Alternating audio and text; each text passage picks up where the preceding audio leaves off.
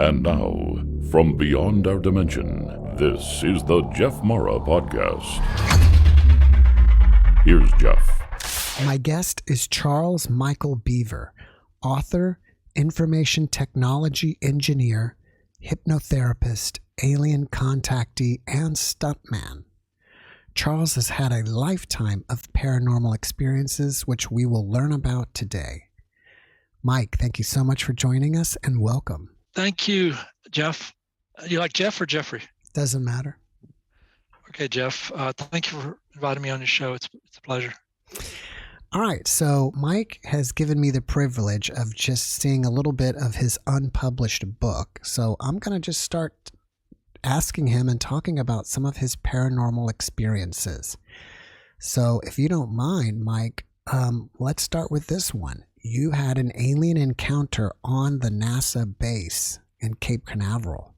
Can you tell us a little bit about that? Sure. So I have to first go back to on October 3rd, 1980, I had my first close encounter. It lasted like between 1 and 2 hours and at my mother's house in Northwest Houston. So skipping through that event, there was a craft I saw that day that was dark, like a black hole with 8 equidistant lights around the edge of it. And so I was kind of in a mood to leave the planet permanently at that time. I think that's why they came, because I was thinking of committing suicide. And I was ready to leave, and at the last minute, I had the opportunity to leave with them. That's what they came for. And then I changed my mind at the last minute. They left. And then after that, I'm thinking, well, I made the mistake and, that I should have gone. And so I was trying to think of when they would come back. And the only thing I could come up with is they might come back to see us launch the first reusable spacecraft, which is the space shuttle, so the first encounter was October 3rd, 1980 at 11 p.m. at the northwest corner of Clay, near the northwest corner of Clay and Gessner, Houston. The second one, 6 months later, was on NASA base. Now, I had the notion that they would show up on that base to see the space shuttle launch, but they didn't. They showed up because I asked them to show up. And that's kind of a boastful statement that you could just say, hey, come on down, and they do.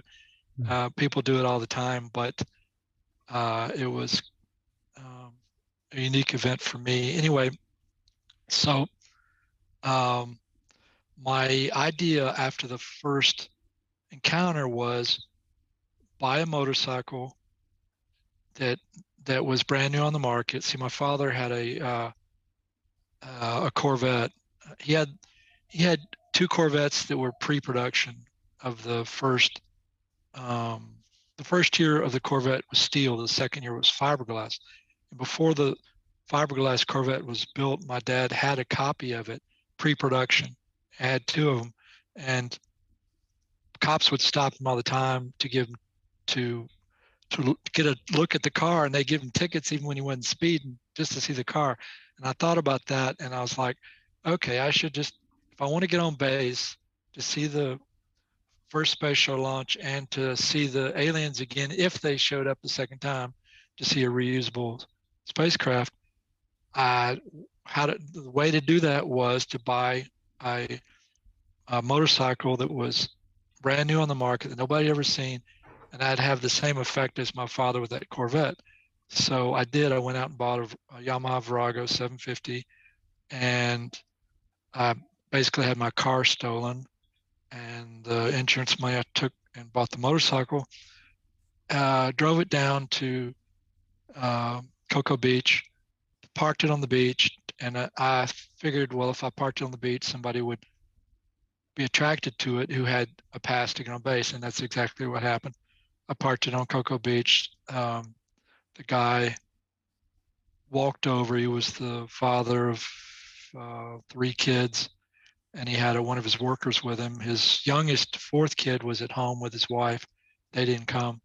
So he walked over, looked at the motorcycle, and said to me, how are you going to watch the space shuttle launch? And I said, I have no idea. And he said, well, I have a pass to go on base.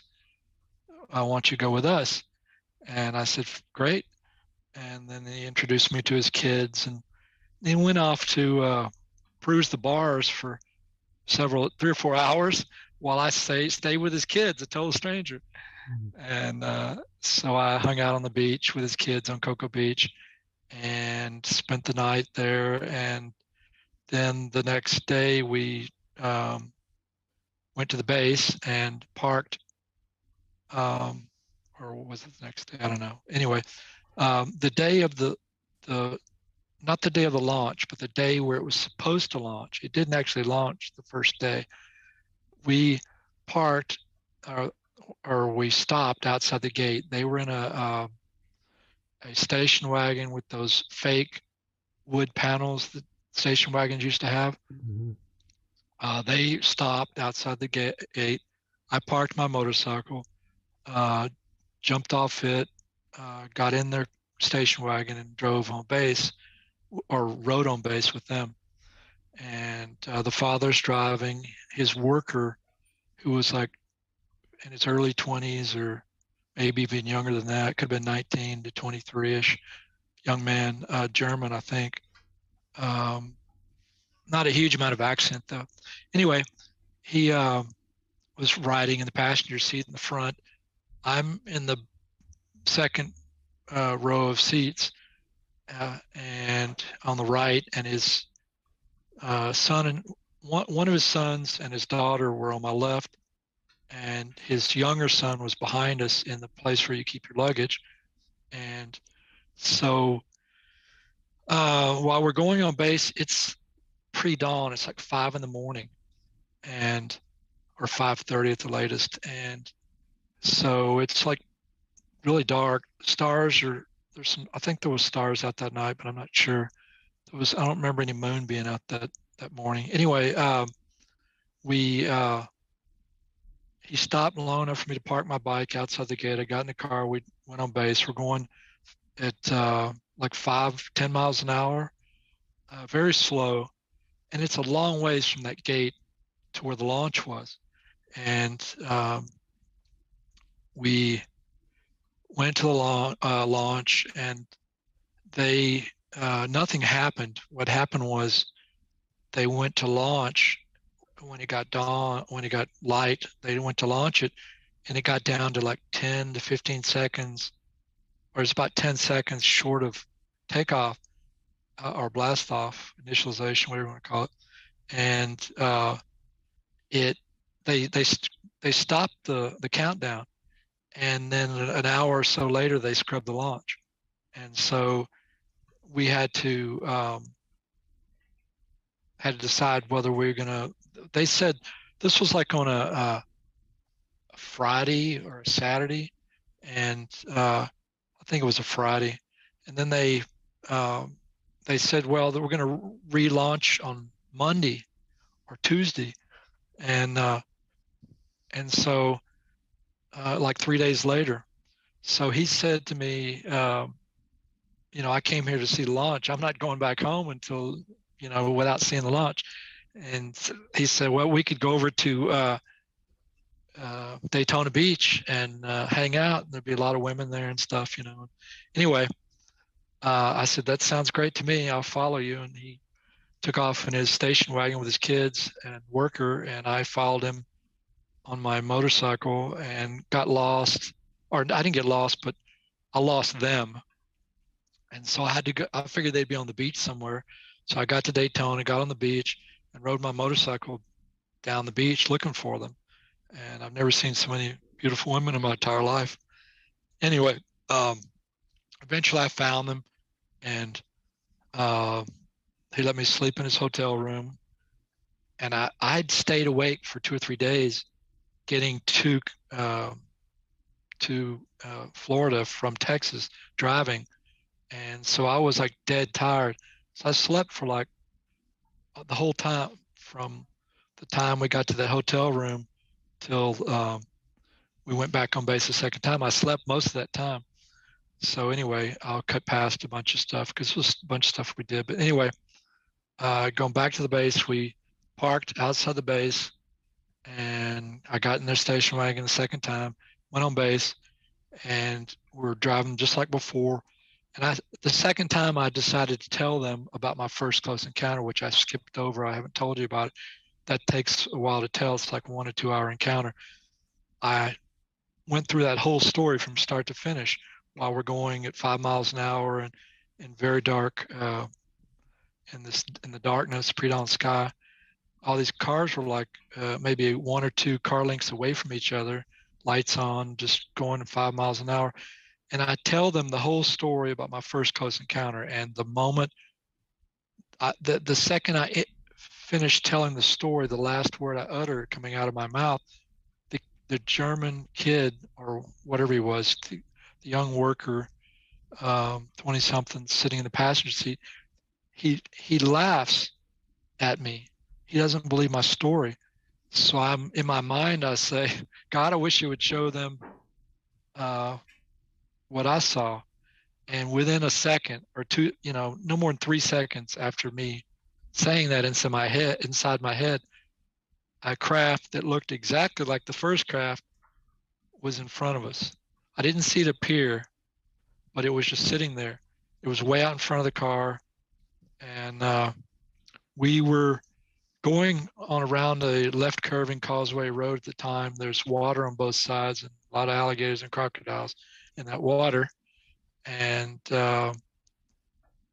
we slowly moved towards this craft.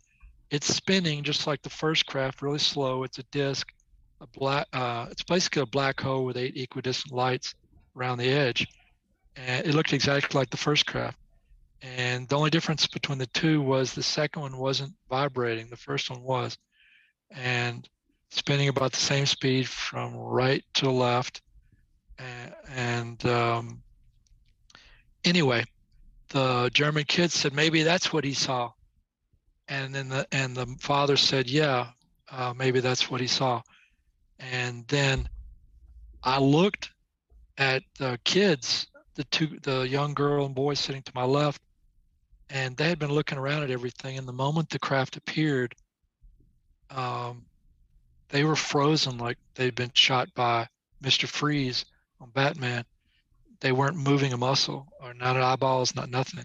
They were absolutely totally frozen. And I looked at the kid in the back, the young kid. He's like 4-ish, and he was frozen too.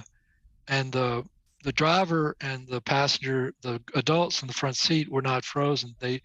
But from that moment forward, after them mentioning, maybe that's what he saw, and yeah, maybe that's what he saw. After they said that, from that moment forward, they stopped caring about the craft. They didn't look up at it. They didn't stare at it. It's like it was no longer there for them, or they no longer cared about it. And when I was in Peru, and we had an encounter there with another craft, there was a girl in a crowd that I was with, not a girl, a young lady, and all the people that I was with, there was only 3 of us standing there, and we all looked at this thing, and we told her, there's a craft up there, come look at it. And she didn't care. She never got up off her seat, never once thought about it might be, something worth looking at. She just didn't care. And this is the same way these 2 adults were in the car. They no longer had any interest in this thing, didn't care it was there, wasn't staring at it, had no interest in it whatsoever. It's like it no longer existed for them. And the kids are frozen. They're not seeing any of this. So as we're getting closer to this thing, and we go under it, and it's sitting directly above the causeway road, which is about maybe 30 to 50 feet off the ground. If I'd have gotten out with a rock, I could have hit it with a rock, thrown it. And that's how low it was. And it was directly over the causeway road. And I stuck my head, the windows are all rolled up. I stuck the top of my head against the windows were curve out. So when I stuck my head against the glass, I could look up and see the edge of the craft turning while we were directly under it, because the window goes out slightly beyond the edge of the station wagon. So I looked at it for a moment while we were under it, and then we passed it and kept going, and the adults didn't look back at it, and all these cars drove under this thing, and not a single car stopped. And I have to believe they all saw it. Their subconscious mind registered it, but they probably were just like the people in our car. The adults probably were, their mind was screwed with where they weren't really caring about it. And maybe the kids' minds were turned off. I don't know. I'm just speculating about the other cars. None of the cars stopped. Mm. And we kept going around the Causeway Road, and I kept looking back at it. It never moved. It never moved from the position. It kept spinning slowly, just like the first craft. And we got all the way to the end of the, to a point where the trees blocked it out. So why do you think that you have a telepathic connection with these UFOs?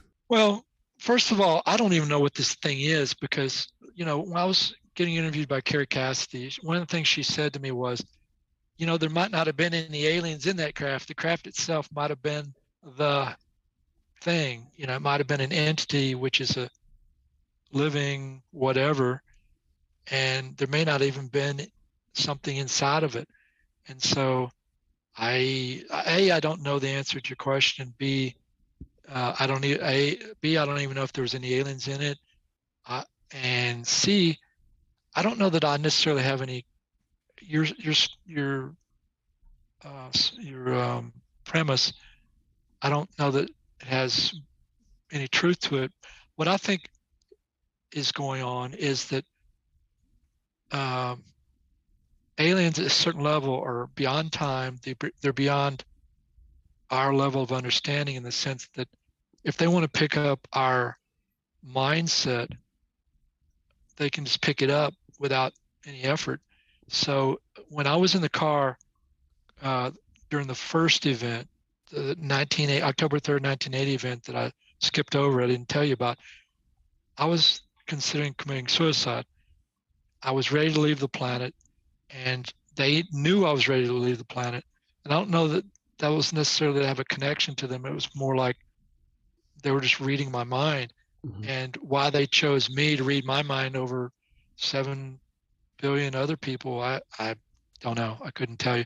I do know that I went out looking for them, asking them, come take me away, for like a year or two before that event.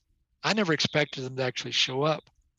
And when I stepped out of the car and looked up at the craft on the first event on October 3rd, 1980, I looked at it, and the very first thing that entered my mind was that it's not real. I'm hallucinating.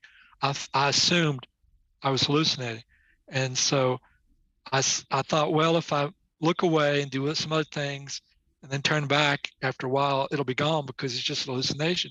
So I turned around, locked my door, rolled up the window, got into my car, brown Pontiac Le Mans, inched over on my knees to the other side, rolled up the window, locked that door, inched back out on my knees, looked at the digital clock. It was 11 o'clock exactly, October 3rd, 1980.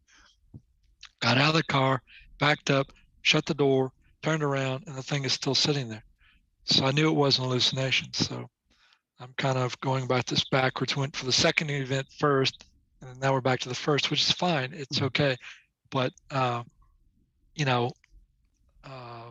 maybe they have a connection to me because I spent a year asking them to come down and take me away when I didn't think they ever would.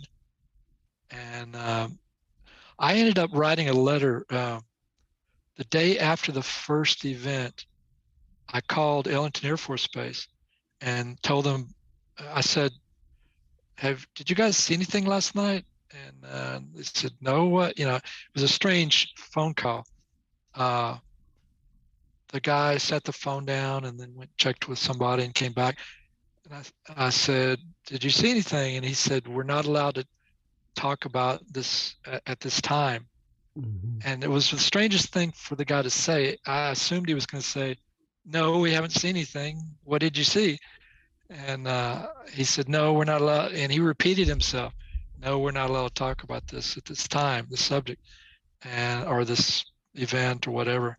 And I said, "You didn't see anything, did you?" I didn't believe. I thought he was like putting me on, but if he was putting me on, he was doing it very well. He was a very good actor. But anyway, I can't really answer your question, but I know that I'm a strange character. I've been a strange character all my life. When I was a young kid, I was when everybody around me was using crayons to not draw inside the lines. I was drawing perspective drawings at that age, in first grade or whatever. And I was a little more advanced than most humans at that when I was 61 years ago minus 6. Is that 54, 55 years ago? Anyway. All right, well, let's move on to this one. In your book, you talk about your strange encounter with the famous movie star Chuck Norris just before making the movie Sidekicks. Can you tell us about that? Okay, so my teacher is his best friend, or was his best friend. I don't know if my instructor is still alive. His name is Ed Young. Anyway, he trained Ed privately one-on-one for 6.5 years. Ed trained me privately one-on-one for 1.5 years, and then publicly for 2 extra years, so for 3.5 years, until Chuck, his brother Aaron, and Ed tested me for my black belt in 81. And then later on, I got into stunts and movie stuff, and I had a connection who got me into the movies, and his girlfriend called me and told me that Sidekick Productions was in the Holiday Inn in Houston, that they'd come to town. And so it was just a heads up, because she knew I had a connection with Chuck through my instructor. And so so I showed up at the hotel with my portfolio of all these photos that I'd taken of the Houston Stuntmen's Association that I was a member of at the time, and some pictures of me doing various things. And I walked up to the counter, to check-in counter, and I sat my portfolio up on the counter, and I said, "I heard that Sidekick Productions was in town. Are they here?" And the guy goes, "Who told you that?" He wanted me to divulge who the rat was that let out the information. And I said to the guy, "I'm not going to tell you who told me they were here. Just tell me if they're here or not." And the guy wasn't going to divulge the information, whether they were there or not. And so I was like, what do I do next? So I just turned around and kept my back leaning against the check-in counter with my portfolio sitting on the counter, and just looked away from the counter. And all of a sudden, to the left, the elevator door opened, and this big burly guy, I think was blonde, with no shirt on. He was sweating profusely, and this huge guy, and looked almost like a wrestler. He wasn't obese like a wrestler, but he was big, and he had no shirt on. He walked out and walked past me. They just had a buffet out fresh to my right, and he walked past me to go over and look at the buffet, and behind him Chuck Norris walked out of the elevator, and he went walking past me fairly close to go check out the buffet, just like that must have been his sparring partner. And they walked out first, and I'd never seen the guy before. And so as he gets fairly close to me, I said, "Hey, Chuck, how's Ed doing?" And he looked over at me and he says, "Ed who? Like, who the hell are you?" Like, who the hell are you? Ed who?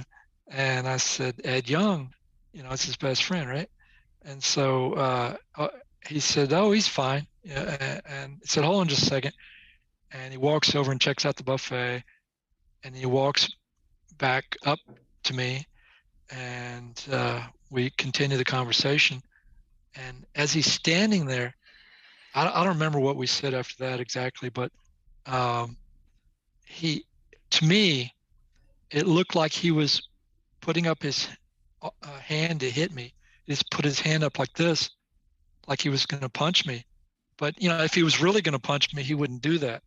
That's not you don't telegraph your moves. With martial artists, never telegraph their moves. But that's what I was seeing. And then after I saw him do that, about a second or two later, the image disappeared and he was back to normal. But while I was seeing him with his fist up, it looked like it was a reality. I couldn't tell it was a vision or that it was false or anything. It looked totally real to me. But I knew, because my instructor's a very nice, upstanding person, that my instructor wouldn't go off and just hit somebody for no reason. And because they're best friends, I knew by logic that Chuck wouldn't do that either. So I just ignored what I was seeing, and then it disappeared, and he was just standing there. So that's basically the whole encounter. So did you have a long career in the stuntman business? Yeah, well, over a decade. I was like somewhere between 10 and 15 years. And I don't remember. The very first movie I was on was a movie called Black and White, and there was a real ninja in that movie, not a fake ninja. And I played a ninja in another movie along with a bunch of other people. You couldn't see my face. That was Beneath the Hidden Jungle, I think. Anyway, yeah, I was in quite a few movies and quite a few commercials. I stunt coordinated my own picture. I was the stunt coordinator, the photographer, the assistant to the production manager, assistant to the producer, assistant to the art director, assistant to the cameraman, the photographer. What else did I do? Oh, just a regular PA. I did all that on one picture. That's great. Hey, you got to do almost everything. Everything but be the director. Well, the odd thing was the director had so much power that he conned the producer into letting him run a stunt. And they were so far away from me that I was thinking about this. I'm the stunt coordinator, right? And he's running the stunt. Had it been a big budget picture, I would have just gone over there and said, "Hey, stop what you're doing. I'm the stunt coordinator. I'm doing this. You're not doing this," because he's kind of screwed it up too. But anyway, I just let it go. And the guy who drove the bus was an actor, and he drove the bus through this gate, busted through the gate. And when he did it, the power brake was on the whole time. So you can imagine driving a bus with the parking brake on, applied. Wow. The bus will move, but it'll keep stopping. Yeah. And so nobody taught the actor how to drive a bus. And I think the first thing I would have done was ask the actor, "Do you know how to drive a bus?" Yeah. You would think so. So in your book, you talk about how a spirit helped you end your addiction to marijuana. Can you tell us about that? I started smoking pot at the age of 16 when I was in high school. And I stopped 18 years later at the age of 34. I was laying on my bed in my apartment, and it was daylight, and all the shades were closed, but there was sun outside. And so there was plenty of light inside, even though I had no lights turned on in the apartment. And I had a spirit come upon me. It covered my body, and I could feel it covering my body, and I had a pain in my throat, and I knew that intuitively I knew this was a positive spirit, and intuitively I picked up that the reason why it was giving me this pain in my throat was because it was telling me how I was screwing up my body by smoking pot. And in my head, all I'd heard, it was like I was talking to myself. I didn't hear another strange voice or anything. It was just like I spoke to myself in my head. It said, through my own thought patterns, it said, my first commandment to you is to stop smoking. And that's it. That's the whole event. It went away. And from that moment on, I never took another hit from that moment till today. So that's the whole event. I mean, after you heard it, were you in fear? Is that what made you stop, or what was No, the thing not that at all. made you stop? No, actually, I had wanted to stop, and you run out of pot, and you don't have any money, right? Mm. And you run out, and you can't go get any more because you don't have any money, and you're not going to like borrow money or something to get more. You're just out for a while, and pot causes the pressure in your brain to change. It decreases the pressure in your brain, and then when it wears off, your brain goes back to normal, but it actually has a higher pressure than it started with, and it causes you to have headaches, and it screws with you in many ways, as I've mentioned before with me and my attaching spirits. And there was no fear. I'd wanted to stop. I just didn't. I just couldn't.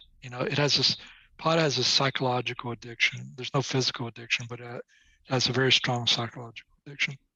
So I was just psychologically addicted to it. But my craving for it stopped, diminished almost completely in 2 or 3 weeks, and it was totally gone a while after that. But I don't remember the exact time frame. But no, I didn't. I had no fear of that spirit. Usually, I'm not afraid of spirits. I've dealt with demons and other spirits, and sometimes you can get fear, but usually I'm not afraid. Can you tell us about some of your cases being a hypnotherapist? Like, were some of your clients abducted by aliens or anything like that? Okay, so I had one client that was used as a breeder for the Greys. She had gone to another famous hypnotist before me. Through him, she found out about 24 of her encounters. Through me, she found out about 72 of her encounters. She was used as a breeder. She had 24 implantations, 24 checkups, and 24 removals for a total of 72 encounters when I knew her, and she was still being abducted when I knew her. But basically that group of Greys, that one Grey race, they have the breeders have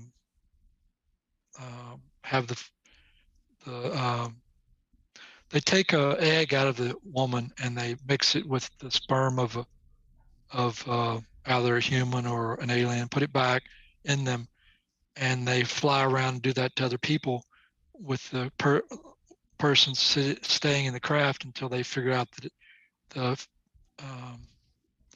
the cells have attached to the wall, the uterine wall, and so they know it's going to work. And then they put the person back, and then 10 weeks later or 5 weeks later, they go and check up on it without abducting the person, and then 5 more weeks later, they remove it. And so she was used to breed 55 aliens or Greys, and one thing she said about them that stood out was she said they looked at us like we were cattle, and yeah, that's one of the people I worked with. That's the only abductee I've regressed. And did they happen to say why they're breeding with humans? She said they were breeding with us because they were basically dying off, that they had reached the end of that they had bred out all of their emotions and they had no more emotions to speak of, and that they wanted the emotions back. They're things they want from us. One of the things they want is emotions, and they don't want to freak out like we do when we get abducted, but they want they want to be able to control the emotions, but that's part of what they want is get the emotions back. I think when they had some kind of war and they stopped being warlike by breeding out their emotions, and they just went too far with it, to where without the emotions there's no desire, and without desire there's no sex. And so they were at the point where they're just cloning each other and they're not able to reproduce. And so they want those genetics, A, to be able to reproduce, B, to get emotions, and plus a lot of other traits we have that they like they like to abduct people that have high psi talent. That's one thing she said about herself. The reason why she was abducted was because she had a very high psi talent, psychic.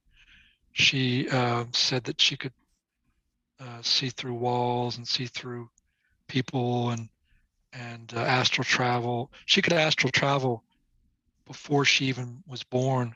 When she was in the womb, she was out. This one lady who was the breeder, she said she was hovering astrally above her parents' bed. They're sitting there sleeping, and she's like 3 or 4, 5, 6 feet above their bed, while she's in the womb physically, but her spirit is astral traveling above them, above her parents. Now, when she was on the craft, she would get out of her head and astral travel, or OBE, around the craft, and she would watch them do what they did, and she learned all kinds of things about them, and that's all in my book. But yeah, she said that they're like sharks, and they have no they have no nerve endings. So if you cut one of them, they'll just bleed to death because they won't know they got cut because they won't feel it because they have no nerve endings. And I think that's another one of the things they want from us. It's all genetics. What the traits they want from us are a whole bunch of different traits. So that's why they're trying to improve their race and probably get to a point where they can breed again, I'm guessing. So. In your book, you talk about interlife experiences. How did you learn about it, and can you tell us what you know? Okay, so Michael Newton, you probably maybe read 1 or 2 of his books. You remember who Michael Newton is? I know of him. I haven't read his books. Okay, so I read his book, one of his books, and he wasn't the first author to get into interlife experiences, but he did like 10,000 clients, and his big mistake was he didn't believe in attaching spirits. But I confirmed a lot of his stuff. My clients had similar experiences to the ones he had, that his clients had, and you don't hear about many of these experiences when you listen to the near-death experiences. People are going directly, hitting the light almost immediately, and that sort of thing. You don't hear about the tunnel too much. And I had some clients go through the tunnel, and I had clients the afterlife experience. I took a lot of people through the afterlife experience, and I started doing past life stuff. And then I started getting into future life stuff, taking people to their future lives. And then I started getting into inner life stuff. And then I would at some point I got to where I would take people through, I would take them as far back as I could get to let's say I would take them to the last day of their life they had before this one, and then take them through that death experience, and then through the whole inner life experience up to this one life. And then I would just go to the inner life before that, and the one before that, and so forth and so on. And then I would take them forward and go through the inner life experiences going forward. And so the other side is your experience on the other side is totally unique to you. And I had a number of clients who were still on the earth, and they would run into a being of light that was also a portal. And the being of light was not like a static light being. It was more like a portal that's also a being, and it's like a shape, an odd shape, like a vortex or whatever, but it's a being and a portal, and it's they're take them through like um, their life experiences and stuff, and make a decision on whether they're going to go on to the other side or go through another incarnation. And from that experience, I had some clients that would go, the decision would be made during that encounter, and they would go like into the light, and the light would get, it would be to where uh, they were totally in the light. I mean, as in like all white and nothing else. And then the light would dim back down. This is one client. This one client did this, and then asked him where he was after the light dimmed back down. He was in a emergency room being born in another body. So he went straight from the afterlife on this planet without going to what we think of as the afterlife, straight into another incarnation through that experience. And I had a number of clients who went straight from one life to the next without leaving the planet. And I had one client who he just walked around on the earth plane like a ghost, and he would like go up to women and try to interact with them, because he still has the desires of a person in a body, right? And he would have these interactions with them and try to get them interested in him, and they couldn't see him. He couldn't interact with them because he wasn't physical and he wasn't visible to them. And so he did that for like a month or two or 6 months or whatever. And then at some point he went to the house where he was living in, hung out there. And at some point he's walking around out on the street, and he got bored and just saw a white light up in the sky, like above the earth. It was like a doorway of light, and it wasn't a circle, it was a square, and it was like had lights around it, like looked like physical lights. And he went into that light and went on to wherever, I don't remember where he went to, but he just got bored with hanging out on the earth and just decided to go on at some point. So I guess that's how ghosts are. I've had quite a few encounters with ghosts, and we can get into those if you'd like. So that's some of my clients' experiences. If I can go through a client who had helped him remove an attaching spirit, I tried that with about 6 clients and only worked with one of them. And that's another story I can get into if you want. But yeah, I was going to ask you, you mentioned attaching spirits when you were speaking about Michael Newton. Can you tell us about that? Well, he didn't believe in them, so that was his mistake. And I have 2 attaching spirits of my own. They're both demonic, but I've had one person see the one on my head, one person see the one on my back. And the thing about attaching spirits that people want to know is that I'll give you a really quick thing, and that is if a person, let's say they have a sharp pain in the back, if you have a slip disc, torn ligament, messed up muscle, compressed spine, you have any kind of problem with your back that's a normal back pain, it doesn't move around, it stays in one spot. But if you have a sharp back pain and it moves around on your back, that's an attaching spirit. If you have a headache that is localized, it's not as spread out like a normal headache, and you can put your hand on that spot and the headache goes away, you take your hand off, the headache comes back. You put your hand on again, it goes away, you take your hand off, it comes back. That's an attaching spirit, because the spirit is external to your body.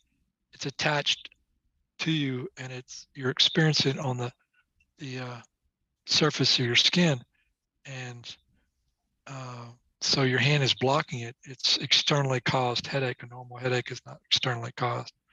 So you said that you have 2 of them. So are you saying you can't unattach them? Yeah, pretty much. I've tried different things. I haven't gone to a Catholic exorcist, and there's some things I have not done, but I have not I've not successfully removed them. Since you have regressed people into the inter-between of lives, can you tell us about people's age after they die, and where do bad people go and stuff like that? Well, people tend to go back to an age which is comfortable for them, and kids die, and I heard a guy say I'll go to the age of 30, and a lot of people die long before the age of 30. You can stay the age you are, you can get younger. There's no rule about it. It happens different for different people. If you're older, you're going to be younger and healthy and all that. But if you're already young, if you die as a kid, you're not going to necessarily go to a younger age. I had one client who was strangled to death at the age of 6 or 8, and as a little boy or a little girl, and then she was like she died in 3 different incarnations, and then those 3 incarnations on the other side got together and merged back into one spirit, which is really odd because if you're having multiple incarnations, you're a different, one incarnation you could be an amoeba. I had a client who was an amoeba, or no, I had a client who was an amoeba, but I had a client who was a hawk and one incarnation. But what happens to you after you're in between is very unique experience. That's totally unique to the individual. There's no rule about this happens or that happens. You really are creating your own world. Like the lady I was just talking about, in one of those interlife experiences as a little boy, as a little boy, he was crying because he had just died and he was very sad. But then he was told he could go fishing. And so he went fishing. And when he went fishing, he was in a world that was physical. It was just he could feel the grass underneath his feet. And he was still a little boy, and he was, he went fishing. It was just as real as this world. He was creating his own world. And on the other side, you can literally create your own world, and because you are a creator, and that power is quite, you have a lot of power over here that you don't know you have too, but on that side, you have total ability to create your own world, and you can go exist in that world and stay there for as long as you want. And you can leave that world and go somewhere else, and that world will persist even after you leave it. That's one of the things that Robert Monroe mentions in his last book, The Ultimate Journey, I think is the name of it, that, you can create your world over there and then leave it, and somebody else will come along and find that world after you've created it, and you're not even there anymore. It's totally persistent reality. So your afterlife is very unique for each individual. Can you tell us about what your definition of consciousness is? Well,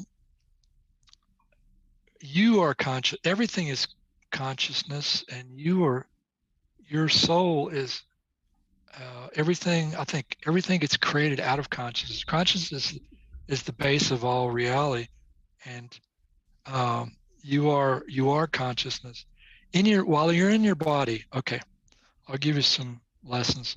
While you're in your body, and this is consciousness, if you focus on some part of your body, let's say you focus on your hands will start tingling. Okay, if you focus on some other part of your body, it will start tingling, because your consciousness is focused on that spot. That's where your energy is at, your chi, your subtle energy, your consciousness, all that is one. You're all of that. And consciousness is just another term for everything. And it's like saying God or all that is. It's all one thing. And okay, so have you ever heard of what's called the music of the spheres? I have not. Okay, you know who Ingo Swann was, right? Right. Okay.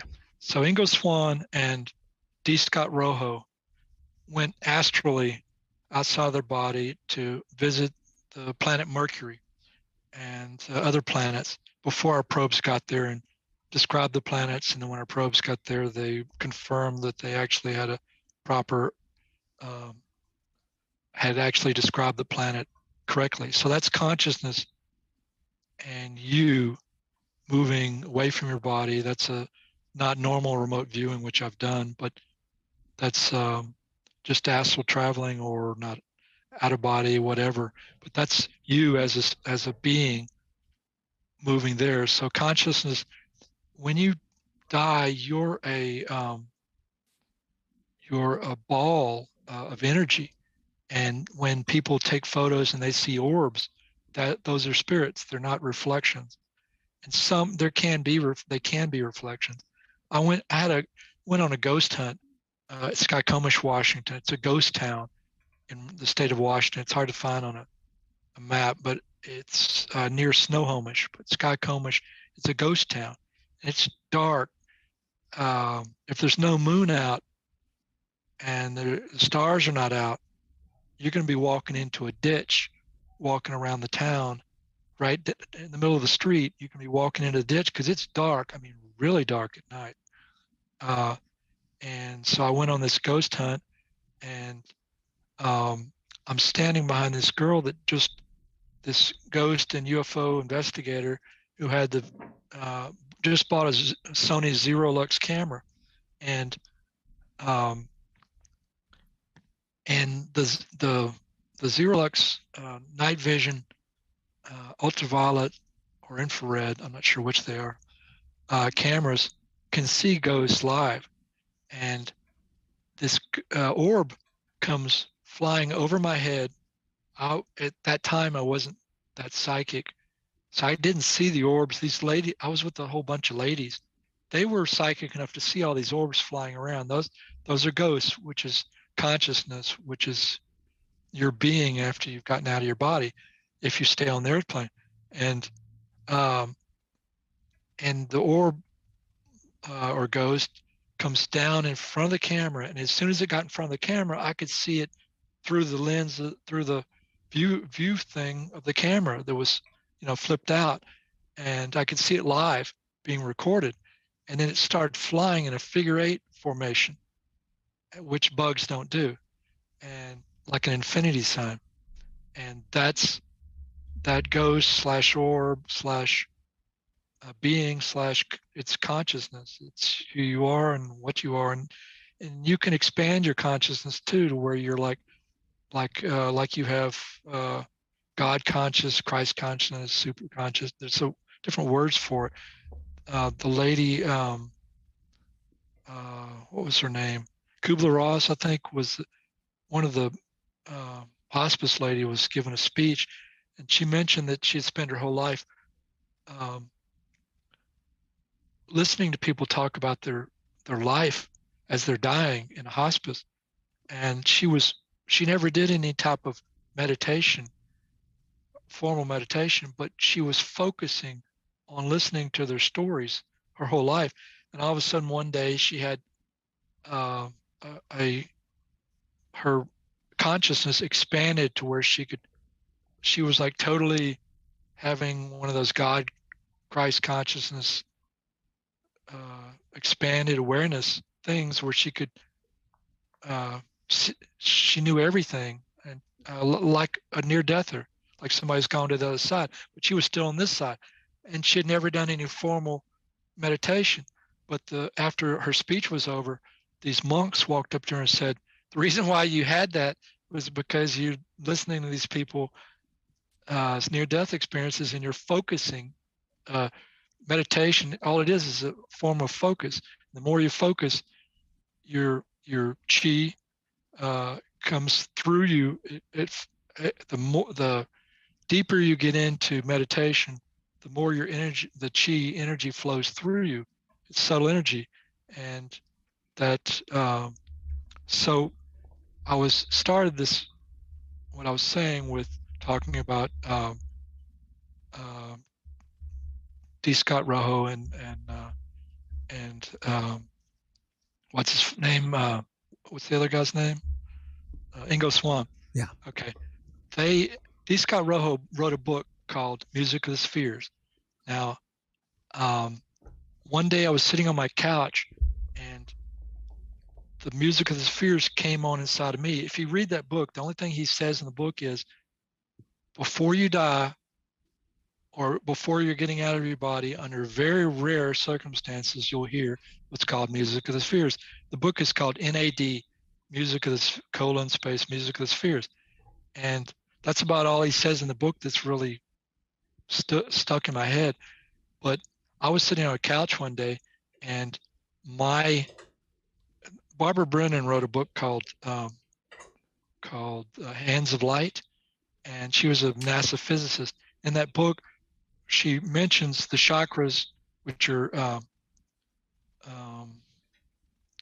like hourglasses turned sideways, and they feed into a pole that's your center.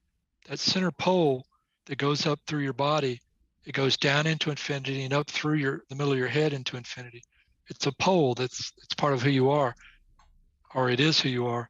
And when that came on inside of me, that part of me, I could hear the music of the spheres, what D. Scott Rowe was talking about, and it came on very low. And I thought, what is that noise? And I thought it was coming from outside.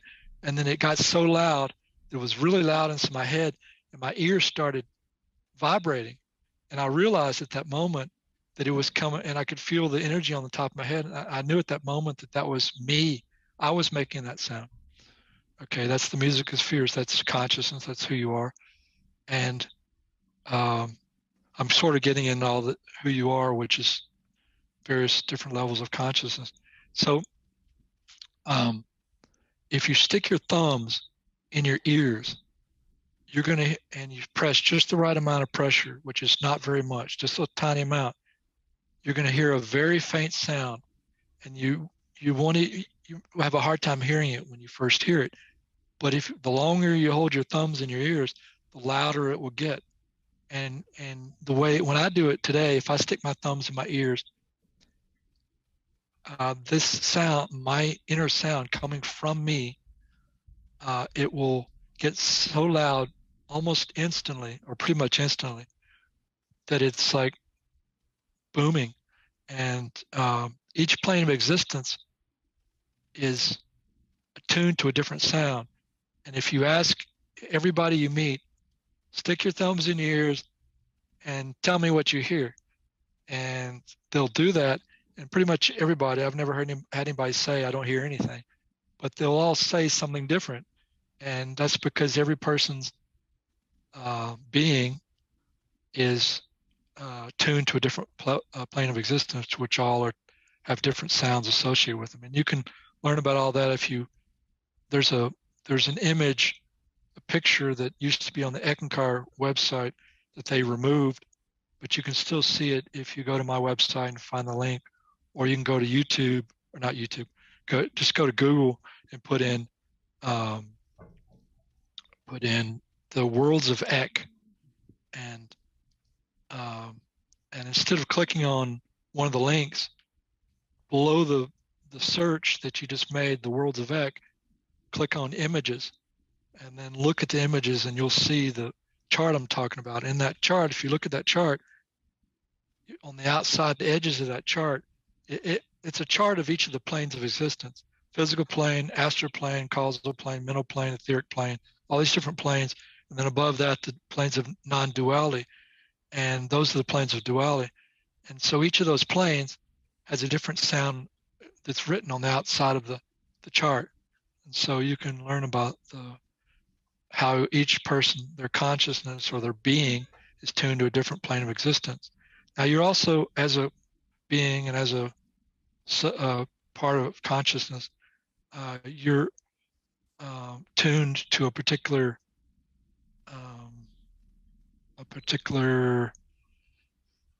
I could call it a plane, but that's not the proper term. Timeline is not proper either, but timeline is closer to the plane. when I did the ayahuasca, I went into Peru after being in a war zone. I wanted a tax break, so I went back overseas. I had to be out of the country for a certain number of days. And I did the ayahuasca, and it opened me up as a psychic to where I was a super psychic for a couple of years, 2 worst years of my life. Um, and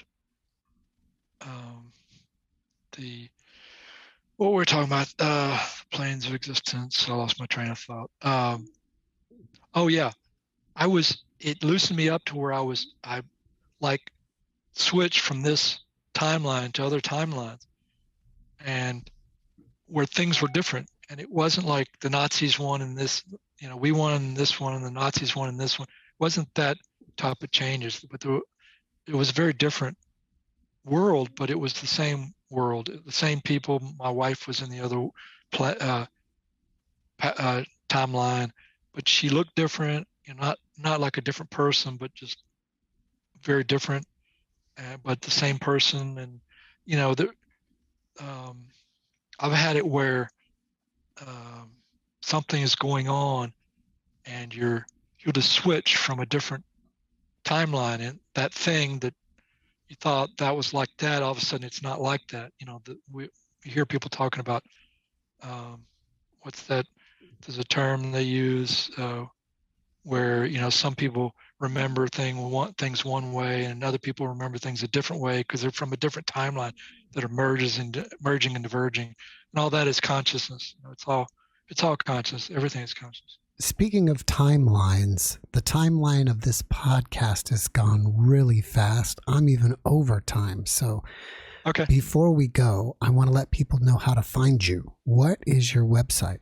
Profoundstates.com. No www. Just profoundstates.com. Is that going to be the title of your book as well, Profound States? No, the title of my book is on my website, and it is Instruments of Control. But the subtitle is, one second, I will tell you the subtitle. I always forget the subtitle because it's very long, among other things. The whole title is Instruments of Control: How Attaching Spirits Cause War, Terrorism, Crime, Racism, Murder, Insanity, Mental Illness, Molestation, marital discord, suicide, and many other illnesses, and are leading humanity to its fourth impending fall. That's the title of my book. Once your book is out and it's published and people can get it, we should get you back as a guest and we can talk more about it, because I feel like we've only scratched the surface of it. Sounds great. I appreciate your time and having me on your show, and I will let you know when I choose to self-publish the book or find an agent, whichever comes first. After watching this podcast, people may want to reach out to you and ask you questions or chat with you. Are you open to that? And if so, how should they do that? My email address is charles.beaver@comcast.net. All right. Well, before we finish up, can you leave us with one last positive message? Well, you create your own world. You create your own world in this life, and you create your own world in the other life. And life, the purpose of life, it's a gift you give to yourself. So that's one of the things we could have gone through on the inner life experience that I didn't choose to go through. I just didn't even think about it. Is I've taken people through where they choose their incarnation. And I've met before I did that. I actually met a guy who remembered choosing his own incarnation before I learned it through my clients. So all these troubles and tribulations we go through in life, one thing you want to remember is you chose this incarnation. It's your choice. So you will make of it as you will, and it will be good or not, depending on how you choose to focus. Your focus is important. Focus on the good things. Don't focus on the trees as you're going down the hill on your skis. Focus on the open space.